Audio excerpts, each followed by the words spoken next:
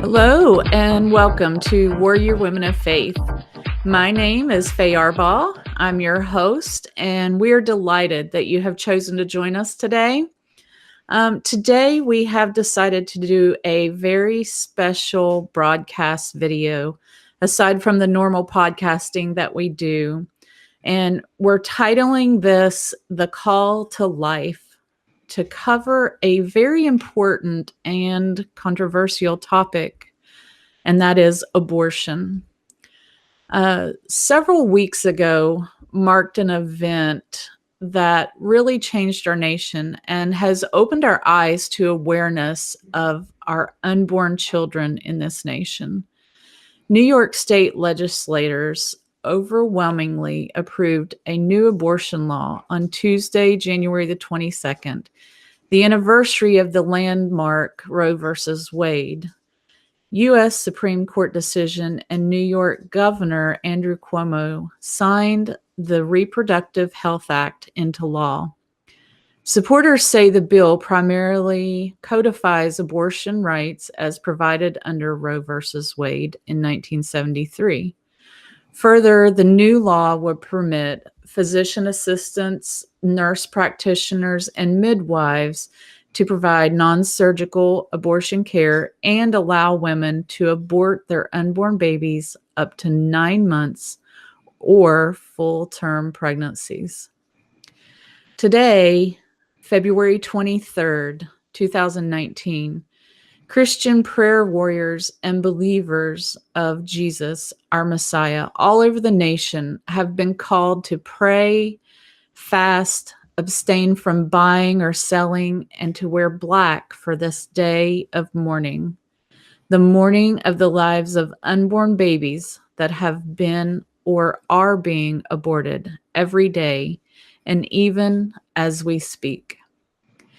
My guests today are two extraordinary young women who have taken upon themselves the burden of being advocates for these babies. They have been called to be a part of helping to educate, pray for, and counsel women, mothers, and fathers to make a choice to not abort their babies. A calling that is extremely difficult, challenging, and one that not many are willing to involve themselves in. So I would like to introduce to you today my guest, Evangeline Dunn and Lexie Hall. Girls, thank you for joining me and welcome to Warrior Women of Faith. Thank you for having us. Yes, thank you. You're so welcome. So before we get into a whole lot, I would love for you each to just tell us a little bit about yourselves, what you do if you're in school or whatever it is that your jobs, whatever you do, your families, whatever you want to talk about. Just tell us a little bit about yourselves, and you can decide who goes first. It doesn't matter. So, Evangeline, why don't you go first? All right. Am I saying your name correctly? Evangeline, yeah. Yeah, okay. Yeah. I'm Evangeline Dunn, and my dad is the famous Tom Dunn, who does all the activism and live videos all the time. And I am very blessed to have a father like Tom Dunn. He is the best dad ever, and I have learned so much throughout the years from him. And he was how I got involved in pro-life work. So a little bit about me. I graduated high school last year, and now I'm in full-time work of the pro-life ministry. And is this the time you want me to share how I got involved, or I don't want to go too early? Well, yeah, I just wanted to introduce you first, and then we'll delve into that. Yeah. So, Lexie, tell us a little bit about yourself. Yeah, so I am still in high school. I'm a senior in high school, but I actually started being homeschooled in the middle of my junior year. So I've been doing it for about a year, and I did that so then I could spend more time out at the abortion clinics because There are a lot of people that go there, on weekends because they don't have work, but it's very hard for people to go in the middle of the weekday. So that's whenever we usually go out. So homeschooling has helped a lot with that. So yeah, I'm finishing that up, and I started getting in the pro-life ministry about a year ago as well. So. Wow, that's just amazing that you've been doing this for a year. You're still in high school, and Evangeline, both of you, I'm just amazed, really, because so many of our young men and women, are just don't have the resolve that you girls have, and that it thrills me. It excites me that you guys want to be a part of something like this, and that you have the desire in your heart. And it really speaks for your parents too. Like you said, Evangeline, I love Thomas. I've known him for a year or couple years. And so, I love, he motivates me as well. So, I can see how you have such a great dad, and the same thing for you, Lexie. I think you must have amazing parents too, to be training you at such a young age, and, helping you guys to do this. And I don't know if either of you are familiar, but my husband and I also have a ministry called Tour Town.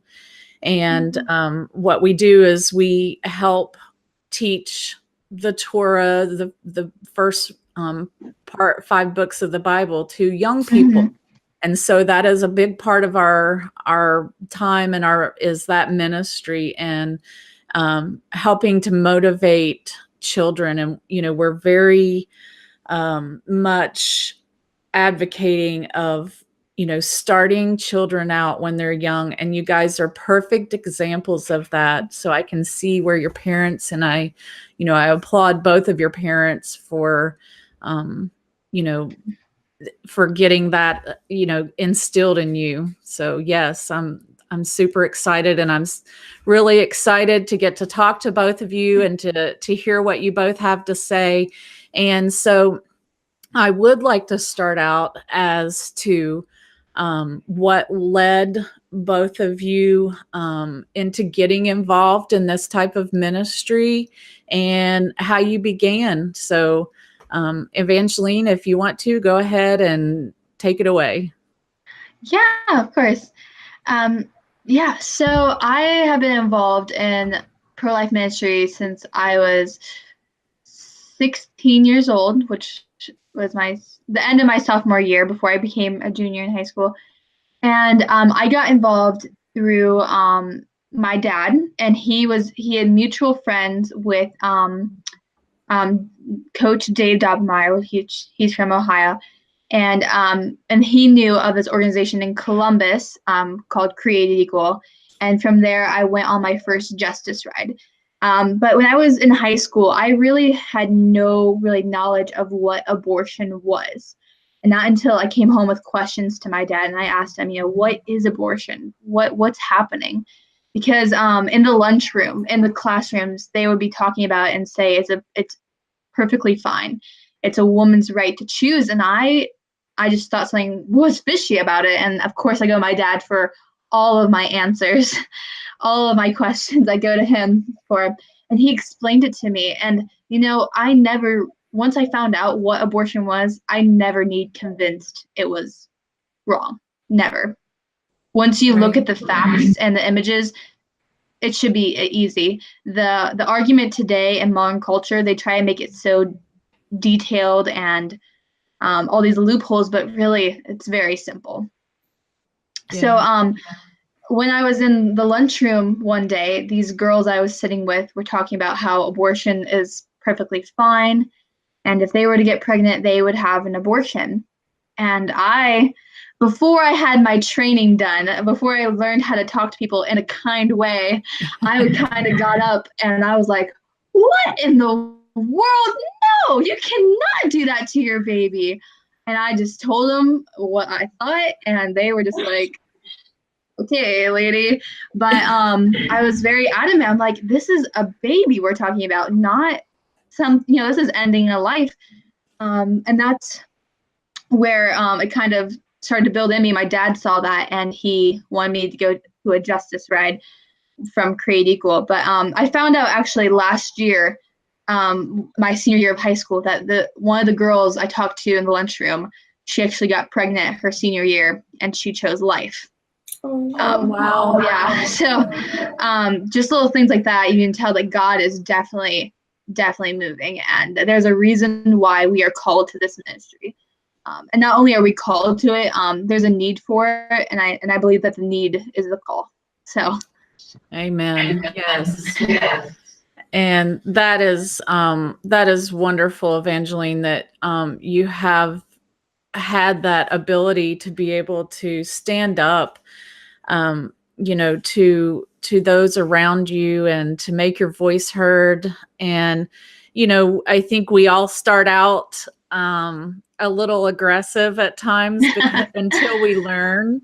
So, and that comes with time. It comes with prayer. It comes with, just learning and wisdom and honing your skills. And, so yeah, that's awesome. That's great. Thank you. So, Lexie, how about you? Yeah, so I started out also through Coach Dave, my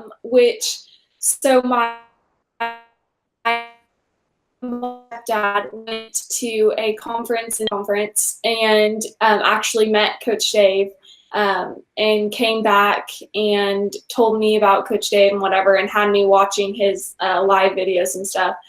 And he talks a lot about abortion. And before this, I never knew that people like stood outside abortion clinics and try to help the people going in and protecting the babies. I had no idea about like any of this. That was whenever I was 15. And so I really got interested in it and started searching on YouTube, like every single video ever put out of people standing outside the abortion clinics. I literally watched every single one, I guarantee, and got super passionate about it and knew that, hey, I've been going to church my whole entire life and had no idea that this was even a thing, that people even did this. I knew about abortion and I knew it was wrong, but I didn't, just as Evangeline, didn't have like all the facts to back it up and didn't know that I could do anything about it. So from listening to Coach Dave, I learned what I could do to help, and that was going out to the clinics and standing in the gap for the preborn. So I did all my research I could do, and my mom, thankfully, yes, I have an amazing mom who was right on board with me and goes out to the abortion clinic with me every single time. Could not do without her. I'd be so, you can't really go out there by yourself. That'd be terrifying, but yeah, she's amazing. She was right on board. She was watching the videos with me, and that's how we started out.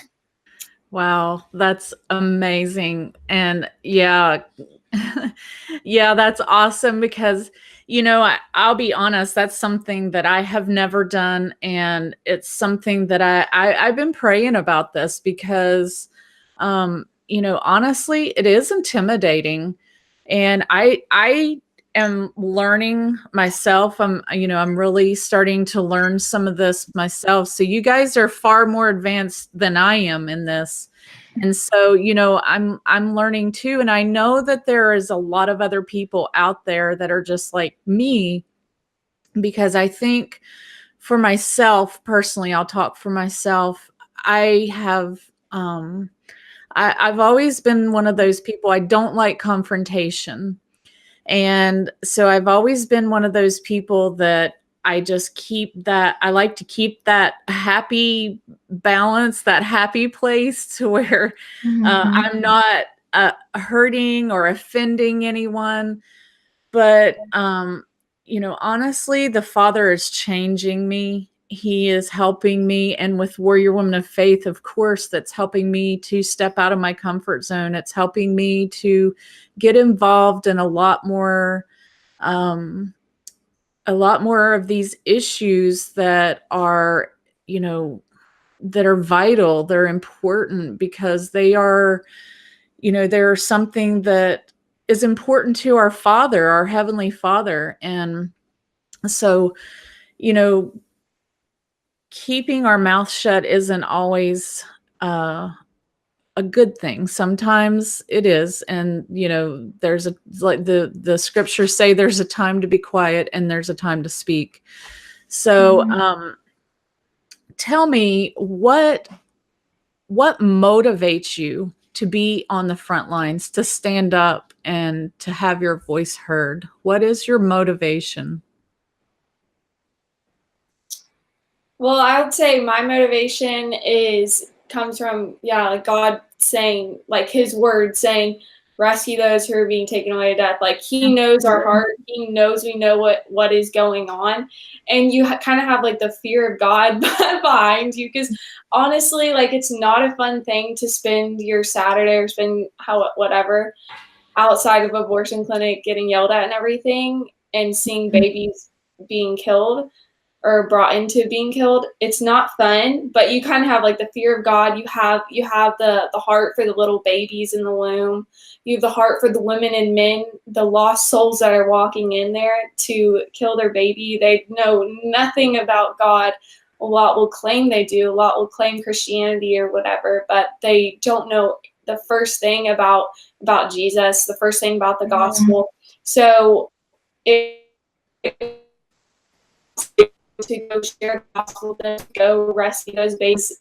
It's scary. Like think about not listening to him, and when you see him face to face, that wouldn't be a fun day. So yeah. Well, yeah, and it is obedience, and you know, I don't know that everybody is called to do what you're doing, and that is for each one of us to figure out. But, you know, I know that we should be willing to, if nothing else, pray. You know, we can all do that. We can all pray and we can all get on our knees and we can beg the Father to help us to have more of a heart, to have more of an understanding, to start educating ourselves, you know, about these issues and not being ignorant to what's going on around us. So Evangeline, tell me, what is your motivation? Yeah, I agree with Lexie. You know, of course, it's the Lord behind us every step of the way, the fear of God and wanting to serve him. And this is one of my favorite ways to serve him is to fight for his children. But yeah, a lot of the time, you know, we don't want to be on that sidewalk. It's not fun. It's really not, you know, because it's a whole different, you know, those who've been pro-life for a long time but have never stood on the sidewalk. I mean, it's a different world because you know those women are walking in to kill their babies. It shakes you to your core, and you realize that you are the last voice of hope. You know, it's the Lord speaking through you, of course. Right. But you know, the last chance for that baby, and a lot of times we don't save all the babies. You know, we don't. But you know, it's those little.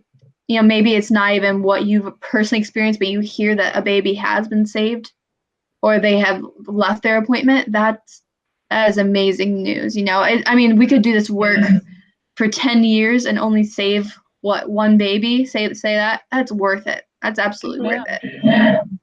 Because the scriptures tell us that he will leave the 99 to come and look for that one lost sheep. Right.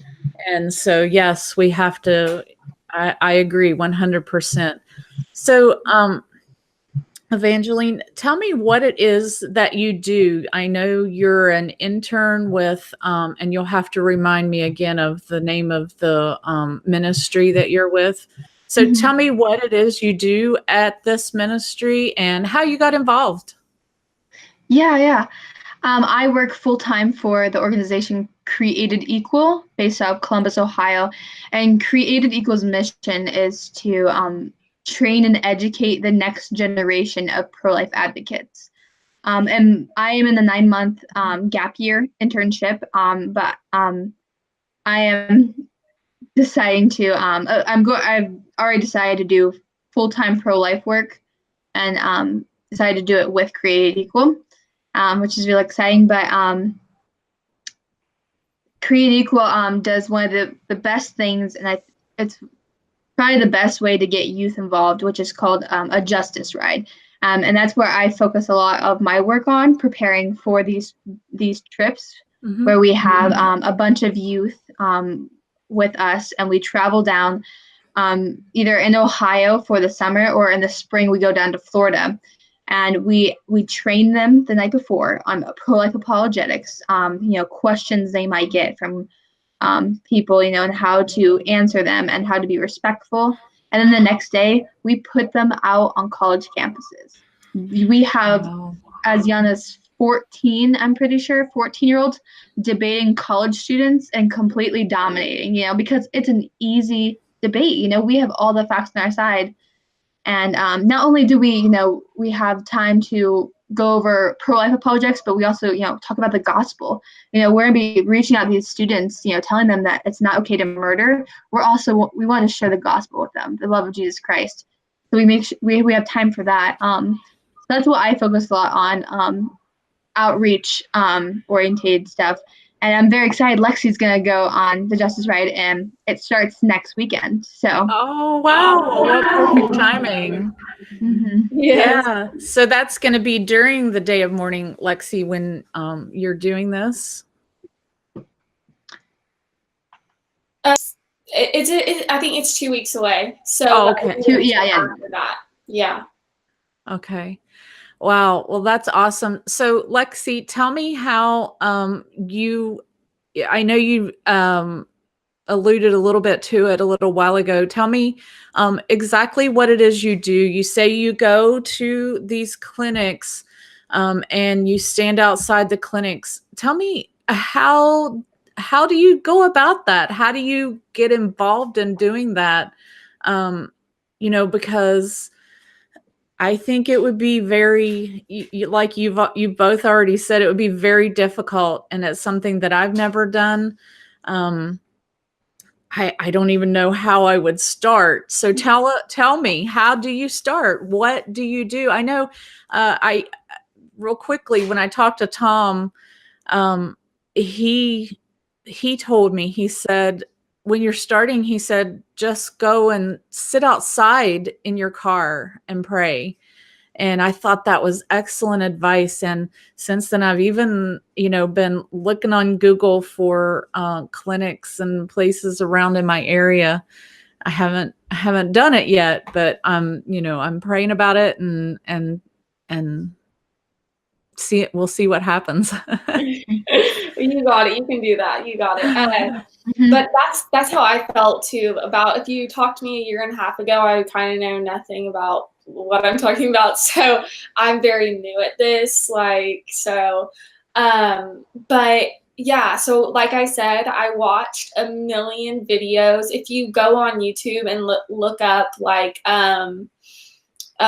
pro-life, or I don't know, ministering at the abortion clinic or something, it will pop up with tons of Christians outside of the abortion clinic. So what I do is I have literature to hand out to each person that goes in, and tell them, hi, we will adopt your child. We will help you with anything you need. We'll help you financially. We can do whatever. Your child, life begins at conception. There's a heartbeat at 20 days, brain waves at 40 days. We have about 20 seconds when they step out of the car to whenever they walk in to say all we can to try to get them to either come talk to us or go right back in their car and drive away. So that's really all we do at the abortion clinic. Each clinic is different, and different rules of where you can stand. Most clinics have huge walls around it because they don't want people like us to be talking to the women and men going in. So it's kind of hard whenever they have like music blasting, because there's tons of security. There are people out there that they're volunteer escorts that try to protect the women and men going into the abortion clinics from us, from people just trying to give them scientific facts and literature talking about and trying to give them option of adoption. So basically we just try to somehow talk to the women and men while also getting around the wall situation and the music and the death escort or escorts. We call them death escorts.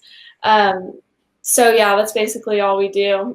That's probably really confusing people who don't know what I'm talking about. No, not at all. And that's awesome. So I want to ask you, when you do this, do you get to talk to women? Have you had the experience of either of you of helping somebody to change their mind or their decision? Have you had this happen?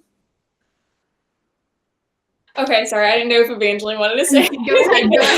Either one. Yeah, so yes, I do get to talk to people. Mostly, I would say men that have already, their girlfriend or wife they've already like gone in and checked in or whatever, and just talk to them. But yeah, I would say definitely the majority of the time it's not real conversations, it's pleading to them. But yeah,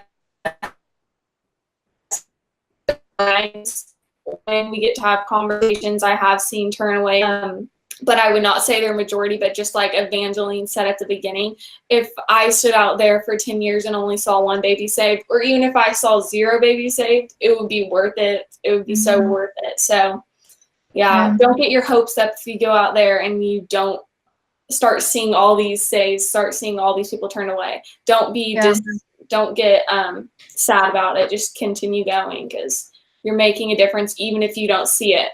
People go by, we hold our signs, and maybe they don't turn in because they see your signs. So you never know the impact you have. That's a good point. Yeah. Absolutely.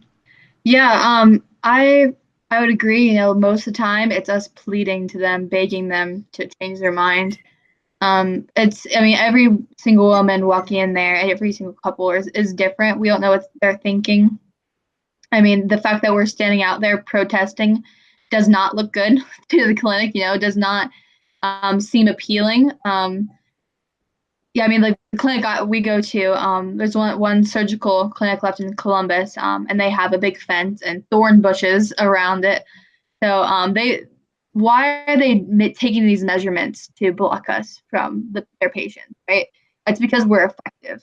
They're going to try to do whatever they can to block our voices, to censor us. Personally, I have talked to several women, and some of them didn't change their mind. But this past fall, we did talk to one woman in Kentucky, and she canceled her appointment and chose life. But there's times where we don't know if they chose life or if they went back, and then it's hard. But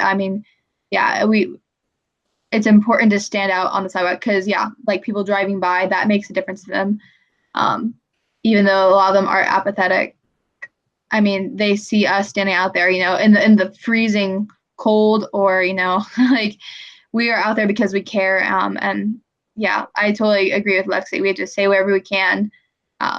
So in your experience, have you been subjected to any kind of violence or anything like that? Has that affected you? Because I know, I've seen the videos of, the abortion marches and the pro-life or anti-abortion marches and these things, and they get physical, and people get highly emotionally charged, and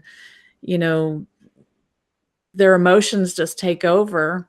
So have you all experienced any of this? Personally, not anything physical, thank the Lord. Hopefully not anytime soon. Good. I know a lot of people in the pro-life, when we see other videos, they are dealing with it. Especially in Canada, I see a lot of violence happening there because freedom of speech is not very protected there.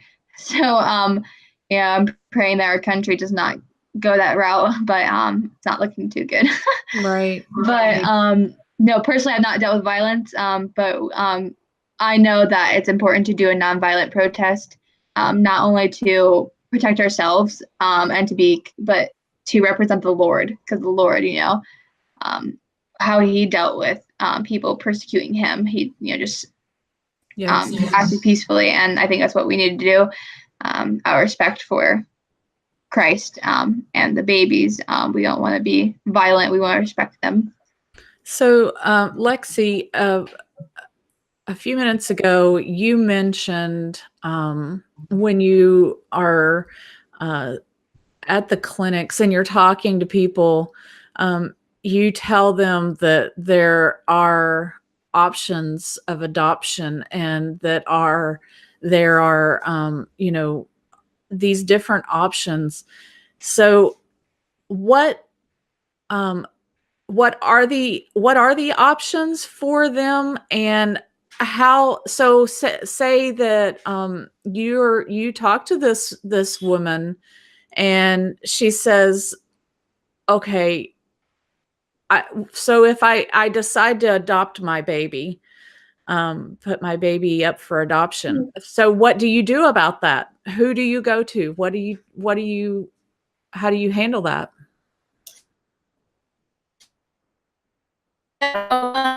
Not experienced that would be awesome. If we ever are a ton, I would adopt their baby. I'm 17. I cannot adopt their baby. If I was old enough, I would adopt their baby. But no. So if somebody would come up to us, we would either, if they didn't want to spend any money on it or anything like that, that's totally okay, because there are people that will adopt their baby for free, pay all of the fees and everything. We can either find them through, a church, or if they don't want to necessarily do it like through us or whatever, they can go to the crisis pregnancy centers. There are a million, not really, I don't know really how many, but tons of crisis pregnancy centers in every city. In my city, at the abortion clinic that I go to, it's literally a few buildings down, and you got your crisis pregnancy center, and they'll help you with anything you need. They'll help you put your baby up for adoption and make that as smooth as possible. If you choose to keep your baby, you can take classes with them, and they will help you with diapers and clothing and all of that. And anyway, they'll help you. These centers are so awesome. And at a lot of abortion clinics, there are buses parked right outside that have nurses in them that will give free pregnancy tests and free ultrasounds. I don't know about Evangeline if they have that at your clinics or what, but here in Houston, they have those buses, and there's tons and tons of resources for them to go to. Any woman that has a baby in her womb that she does not want to take care of or can't take care of financially, we are there to help. And there are so many other people there that are just, take my money. You can have these clothes. You can have these diapers. We'll throw you a baby shower if you don't have the resources to do that. So, yeah. Cool. Did you have anything to add to that, Evangeline? No, yeah. I think it's insane the amount of crisis pregnancy centers there are available to women that offer free care to them. Like, they offer everything Planned Parenthood offers except for abortion. They offer, free pregnancy tests, free ultrasounds, and so much more that actually goes towards not just the woman, but their child. And they're all over. they're right across the street from the clinics. Mm-hmm. So, and then we don't actually have, at least not here in Columbus, we don't have like a truck. Like I often see like those trucks with the ultrasounds in them. Mm-hmm. We don't have one around us, but our crisis pregnancy center is right across the street. And we always say, hey, we'll walk you over here, we'll go in with you, we'll make sure everything's okay. Yeah, one of my coworkers, he has, several contacts in his phone that are parents willing to adopt.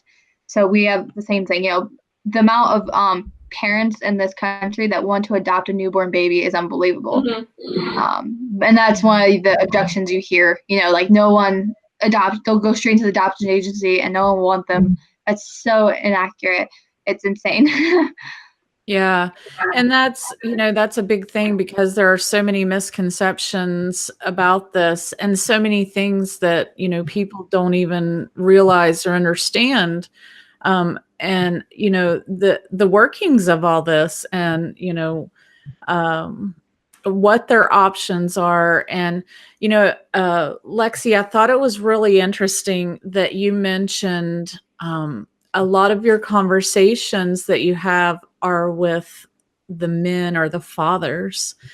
And that was something that came to me as I, excuse me, I started thinking about that. And I was like, well, it's not just a mother that's involved in this, because the father is just as much involved, but oftentimes they don't have an option of even having, a say-so.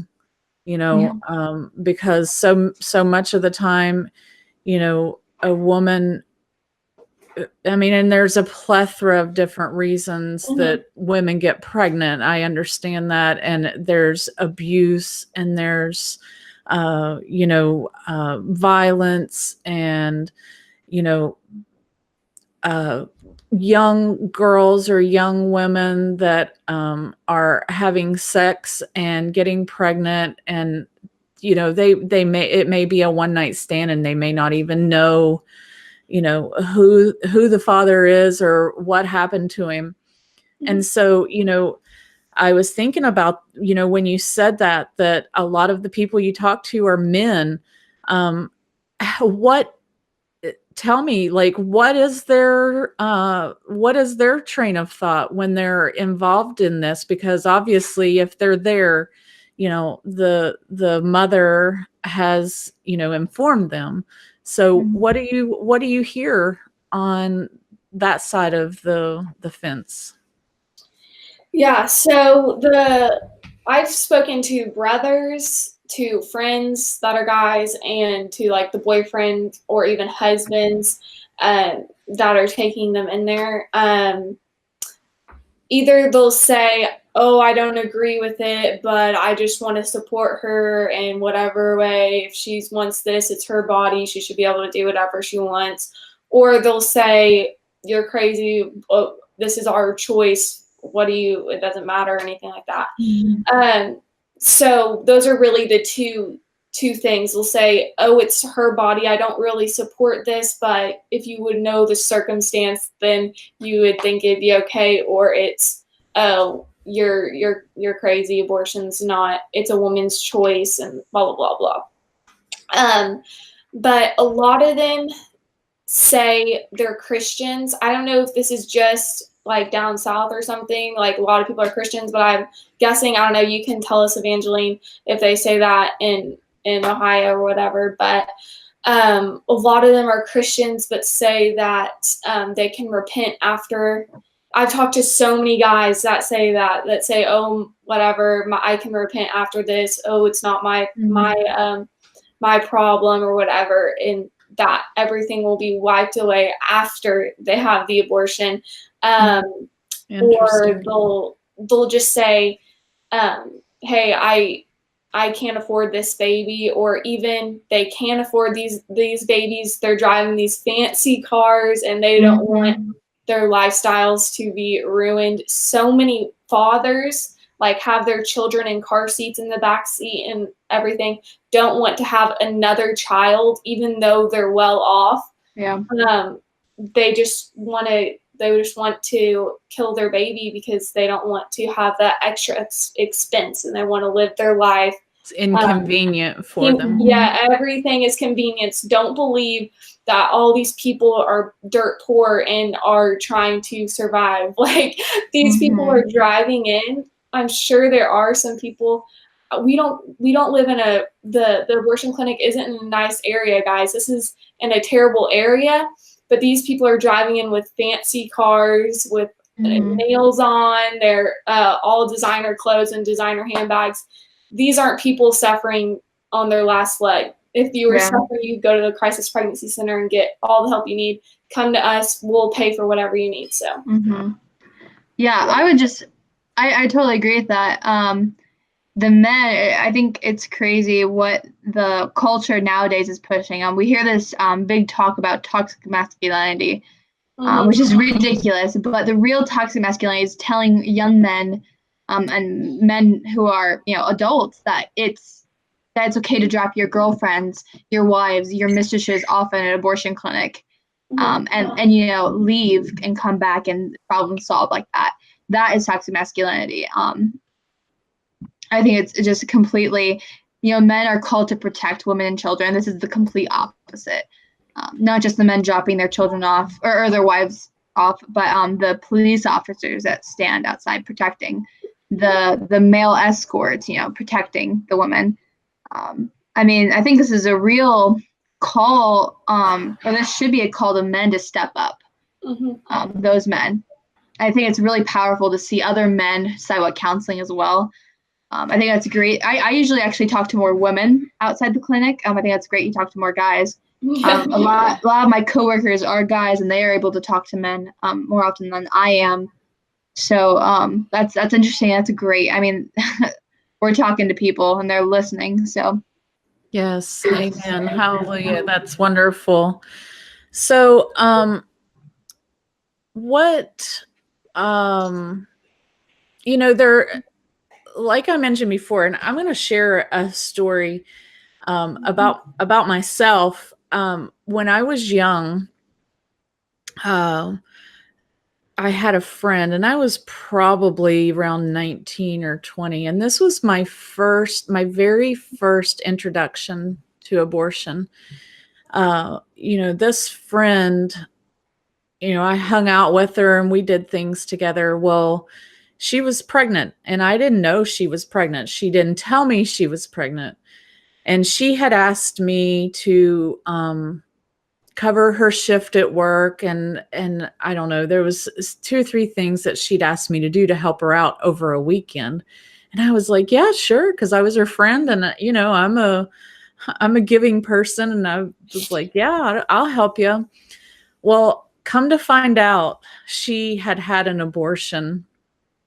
And another friend told me that that's where she had been for the weekend.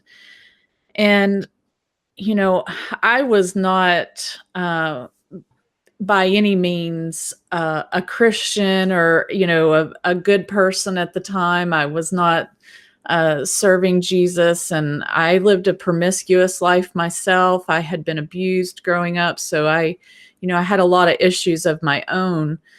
But I remember it very clearly when I found out that she had had an abortion. I just cried.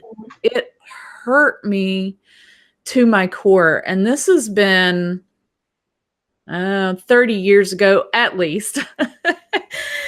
And I'm telling my age, but that, it devastated me when I found out this about my friend. And I've thought about it, off and on over the years. And like you, Evangeline, I didn't handle it very well. I just was angry, and I told her what I thought, and we weren't friends anymore. I totally cut off our friendship. And right or wrong, I just remember the effects that it had on me at that time. And, back then, abortion wasn't even as, popular, I guess you could say, as it is now, and the abortion clinics were not as numerous as they are now. Things were a lot different. 30 years ago.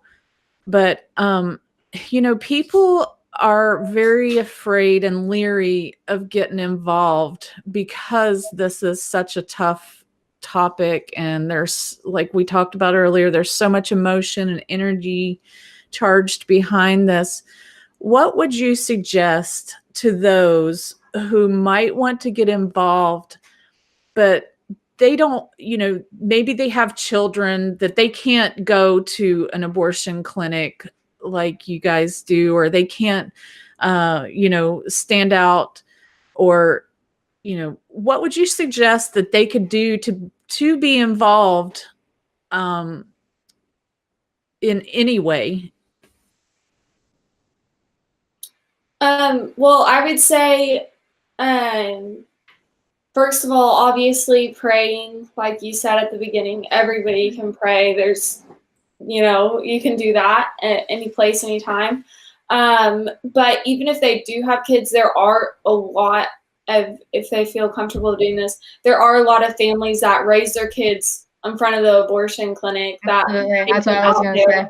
Yeah, and take them with them, That's and powerful. they're the most awesome kids because they grow up seeing it. They grow up knowing all of this stuff, knowing the argument, knowing seeing their mom or dad or both of them standing up for what Jesus is, for Jesus's name, and sharing the gospel and stuff. So bring your kids out there, I would say, even if they just stay in a stroller or whatever. But other than that, if you just can't do that, please, if you have, right now especially, if you have a bill of abolition to abolish abortion in your state right now, please contact your state representatives and say, oh, my name's blah, blah, blah, I support this bill. Look that up in your state, or if you have any other pro-life, things to support, please, because that's super important. At least I think. I know Evangeline that as well. Can you repeat that, Lexie? Your internet went out. I didn't hear what you said just there. Okay, sorry. Yeah, I was just saying, just to contact your state representatives if you have a bill trying to be passed in the Senate or whatever, saying that you support them, you are behind them. Mail a letter to your governor, whoever it may be. And I would also say, if you have an abortion clinic in your city, go to your city council meetings and talk to them. You have a weekly meeting in your city. Go and make your stance known. Go say, please make this a sanctuary city where abortions, where life is protected at conception. Go do that. Go do those things. If you don't want to bring your kids out, or if you don't have that time, go to the meetings, write a letter, email, or call. That's what I would say. Cool. Yeah. Yeah. That's great. I think that's great. Also, of course, pray, like we all agree to do. It's I don't think there's no reason why we can't. And I think the church needs to do that more. But if we are, and also a powerful witness to bring your children outside of the abortion clinic. I cannot wait. Well, I hope it's abolished by then. But if I have kids, and it's still around, that's definitely what I'll be doing, having my kids out there with me. Awesome. Powerful. But I think, if they are busy and they have, a job and they just don't have the time for it, a lot of pro-life people are Christians and they're going to church. A lot of our churches are not involved in pro-life work. Get your church involved. Make it a weekly thing with your church. Even if it's just a prayer meeting, prayer is so powerful.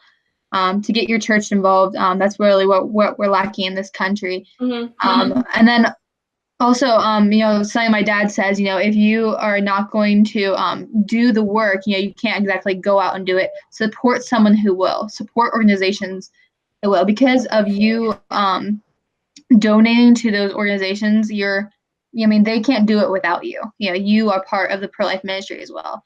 So, definitely all those things too. But Cool. Definitely. Yeah. Those are some really good resources that you've both suggested, and a lot of good things that people can do. Um,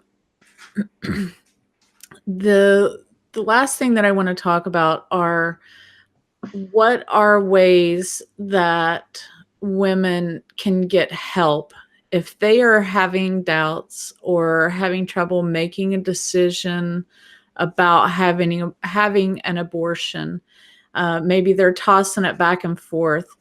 What resources are available to the mothers, to the fathers, and what resources do you guys have available that you give to people to help them if they're questioning this? Yeah, so I made at the beginning, whenever I first started going out to the clinic, I made a sheet of different resources of different crisis pregnancy centers that offer the same thing that Planned Parenthood offers. So if they chose to go to somewhere else, they had all the different locations or whatever that you can go to, because a lot of times people drive from far away to go to the abortion clinic. They may not actually live in that city, but depending on which state you live in, they may be driving from a different state just to come to your clinic. So I think it's good to have like a lot of different resources of where to send them. There are also, if you are post-abortive, there are also a lot of different groups, support groups you can join.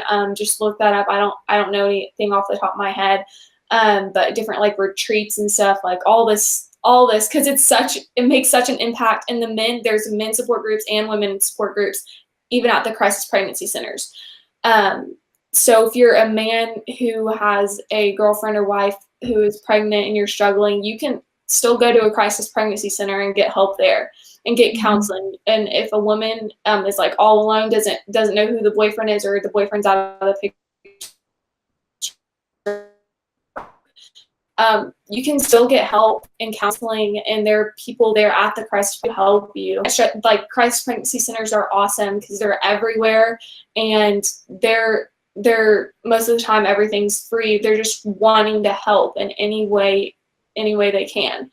Oh, and also, sorry guys, but Okay. a good thing to do if you don't want to go to the abortion clinic or whatever, volunteer at a crisis pregnancy center. That's also like a really good thing to do because they need volunteers. So Sure. Yeah. Absolutely.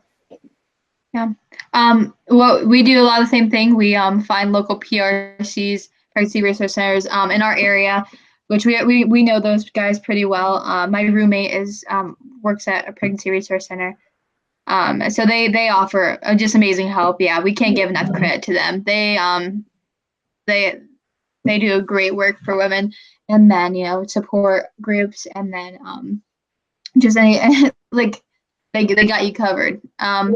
But when we do travel to other places, we make sure to look up local pregnancy resource centers that offer these things, and we type up a little sheet like Lexie, and we put the distance from the abortion clinic. We put the address, the website, the phone number, all on the sheet so we can give it to the women. We want to make sure it's easy as possible for them. Sure. Because they're going to think of any excuse. We offer them rides. We'll walk them there. We need to make it easy as possible for them to choose life. yes. Absolutely. Yes. So yeah, girls, you're both just amazing young women, and I just can't I can't say enough about you, and it just makes my heart glad to see your faces and to hear what you guys are doing out there, and just how bold and courageous you are, and you are truly warrior women of faith. Your faith is making you mighty warriors, and I love that. I love the courage that you have, and continue to spread that with everybody. And so do either of you have email addresses or your ministry contact information that you would like to share, so that if there's somebody else that's out there, or young people that are like you that would like to get involved, that you can give them the information? Yeah. You can find me on Facebook, Evangeline Dunn, and you can message me. You can friend me. I will accept anybody. You can, my email address is evangeline@createdequal.org. And then you can go to createdequal.org to our donate page, and you can click on my name to donate to me. Facebook is a good way to contact me, because it's just, you can call, video chat. That's how we've been communicating. It's very simple. So that's the best way to communicate me if you have any questions, or email, whatever works for you. Cool. Yeah, and my email is Lexie. It's LEXIEC Hall. So it's Lexie C Hall @yahoo.com. If you have any questions, if you're contemplating abortion or whatever, yeah, you can contact me or Evangeline. I'm sure we'll answer right away. And yeah, I would definitely, if you're somebody in high school or college and want to join, go to Created Equal. I'm going to start in 2 weeks, so I can't really talk about my experience, Awesome. but Evangeline has all the knowledge about that. And then I also want to add that you can also go to throughtheblack.com. Thomas Dunn and Jared Cressman and Jeremiah Dirt, they're all on Through the Black, and Lexie has videos, and they have tons and tons of information and resources, and Thomas is speaking at some conferences coming up, and that's where I was going to tell you, I don't know Coach Dave personally. I'm not familiar with him, but I am planning on going to the conference in April, so I'm looking forward to getting to hear some of his information. Are you going to be at that, Evangeline, or? Unfortunately, I'm on the Road Trip for Life, which is where it's like a longer version of the Justice Ride. I thought, well, maybe we'll get to meet, but yeah. I think there's another conference coming up that I'll be at soon. Well, it's far away, but my dad's speaking at, and also Mark Harrington, the founder of Create Equal. So cool. Yeah. Well, girls, I just want to thank you from the bottom of my heart for being a part of Warrior Women of Faith, and for coming out, and especially on this day of mourning. This is pre-recorded, but this is the day that we're going to be broadcasting this video. And please be in prayer on this day of mourning, prayer and fasting. And they're asking that you wear black on that day, and that you do not participate in buying or selling on that particular day. And that's going to be February the 23rd, this Saturday. So please, and you don't have to just stop and pray on that day. You can pray on any day for these babies. Pray every day for these babies, and pray for the mothers and the fathers. Pray that God can instill the desire to help these parents to see their babies live and to thrive. And, I've personally been touched by this, with my own sister. She was pregnant at 15. She had her baby at 16. Even though there were others who tried to get her to have an abortion, she chose to have her son. And he's 25 now, and he just had his second baby himself. So, praise God. And, I'm just so thankful. I'm so thankful for both of you. So again, thank you so much for being a part of this. Thank you so much for having us on. It's super fun. Yes. Yeah, thank you. I really appreciate it. Yes. And we'll do it again. We'll, set something up to where we can have you guys on, or even if you have other people or other topics that you want to discuss, just let us know. We'll be happy to do that. Yeah. So sounds good. Thank you. All right. Yeah, thank you, everybody out there, for listening to Warrior Women of Faith. We appreciate you. We love you, and shalom.